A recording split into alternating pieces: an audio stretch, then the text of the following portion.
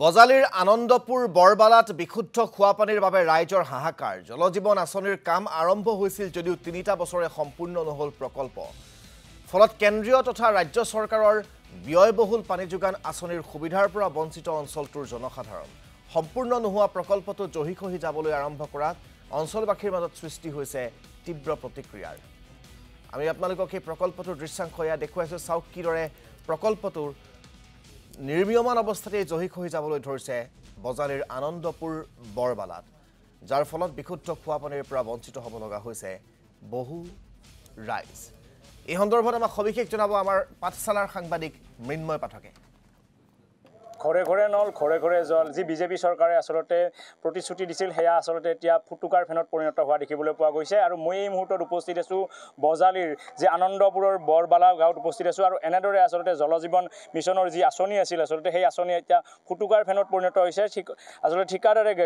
ক্ষীৰতী গাইত পৰিণত কৰা দেখিবলৈ পোৱা গৈছে এইসমূহ এনেদৰে আসলতে নিম্ন কাম কৰি আধাতে সামৰি এইদৰে আসলতে ৰাইজক প্ৰতাৰণা কৰা দেখিবলৈ পোৱা গৈছে মোৰ লগত এই অঞ্চলৰ ৰাইজসকল আছে উপস্থিত মই তেখেতসকলৰ পৰা জানিম আপোনাৰ ওচৰলৈ আহিছোঁ যেহেতু চৰকাৰে আসলতে হঠাতে কৈ থাকে এতিয়া নিৰ্বাচনী প্ৰতিশ্ৰুতি কৈ আছে ঘৰে ঘৰে নল ঘৰে ঘৰে জল কিন্তু এয়া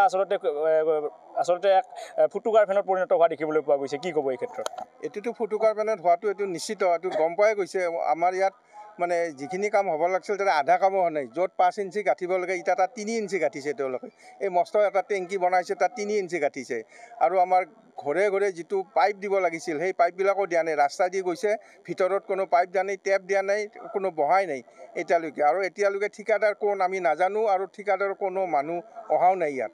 নিশ্চয়কৈ চৰকাৰৰ যি প্ৰতিশ্ৰুতি সেয়া আসলতে ঢাক ঢোল বজাইহে থকা দেখিবলৈ পোৱা গৈছে সচৰাচৰ যি গাঁও অঞ্চলৰ লোকসকলে এই আঁচনিসমূহ আছে আঁচনিসমূহৰ পৰা বঞ্চিত হ'ব লগা হৈছে কি ক'ব এই ক্ষেত্ৰত খুব লাজ লগা কথা আচলতে মই আগতেও কৈছোঁ যে ঢাক ঢোল বজাই চৰকাৰখনে বিভিন্ন মানে কৰ্মপন্থা হাতত লৈছে কিন্তু আজি জলজীৱন মিছন এই উত্তৰ বালাচুপাত আনন্দপুৰ শিৱ পূজা সমিতিৰ অন্তৰ্গত উত্তৰ বালাচুপাত আজি এই অৱস্থা গোটেই মানে ভিডিঅ' হৈ গ'ল গতিকে গম পাব এতিয়া চৰকাৰে আচলতে ঢাক ঢোল বাজে এইটো কি কৰিছে গতিকে মোৰ এইখিনিয়ে ক'ব লগা এই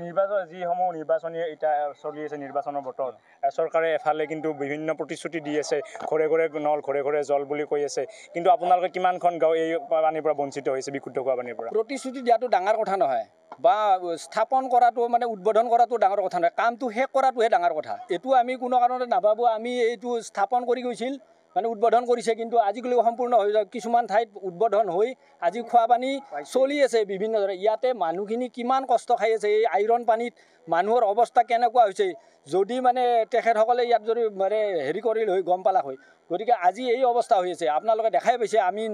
প্ৰত্যেক ৰাইজ ইয়াত আছে নিশ্চয়কৈ মোৰ এই গাঁৱৰ সভাপতিগৰাকী আছে শিৱ পূজা পৰিচালনা সমিতিৰ কিমানখন গাঁও ইয়াৰ পৰা বঞ্চিত হ'ব লগা হৈছে বিশুদ্ধ খোৱা পানীৰ পৰা কেনেধৰণৰ অসুবিধাৰ সন্মুখীন হৈছে আৰু যিহেতু নিৰ্বাচন আগত কি ক'ব চৰকাৰক কি ইয়াত প্ৰায় 9-10খন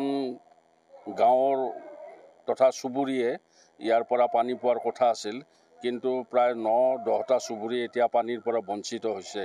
এইটো খোৱা পানীৰ কাৰণে এতিয়া হাহাকাৰ কৰিবলগীয়া অৱস্থা হৈছে